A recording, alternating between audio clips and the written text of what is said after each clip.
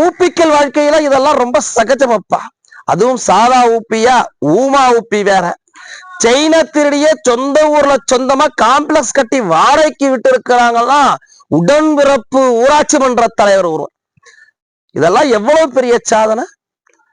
திருப்பத்தூர் மாவட்டம் நரியமட்டு ஊராட்சி மன்ற தலைவராக இருக்கக்கூடியவர் திமுகவை சேர்ந்த பாரதி என்கின்ற பெண்மணி. அவங்க செஞ்ச சம்பவம் தான் 2 நாளா சமூக வலைதளங்கள்ல பெரிய டாக்கு.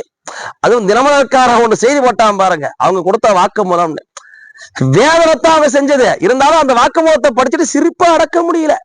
அந்த அளவுக்கு சிரிப்பா சிரிச்சுக்கிட்டு இருக்கு. அப்படி என்னதான்ப்பா சம்பவம் செஞ்சுட்டாங்க அவங்க? ஒன்னும் பெருசாலாம் இல்லைங்க. திமுக வரலாற்றுல எல்லாம் சொற்பம் தான். காஞ்சிபுரத்துல இருந்து மட்ராஸ் நோக்கி ஒரு பேருந்து போயிட்டு இருந்திருக்கு. அந்த பேருந்துல இந்த பெண்மணியும் பயணம் பண்ணிருக்கிறாங்க. அது பக்கத்துல இருக்கிற பெண்மணி பையில இருந்து ஒரு 5 பவுன் லவட்டிட்டாங்க. இந்த சம்பவம் நடந்து 15 நாள் ஆகுது. 5 பவுன் லவட்டிட்டாங்க. இப்ப சிக்கனதுக்கு அப்புறம் தான் தெரிஞ்சிருக்கு இந்த பெண்மணி திமுகவை சேர்ந்த ஊராட்சி மன்ற தலைவர். பாருங்க, திமுகவை சேர்ந்த ஊராட்சி மன்ற தலைவர் எப்படியெல்லாம் சேவை செய்யறாங்க பாருங்க. 5 பவுன் செயின் அடிச்சிருக்கிறாங்க.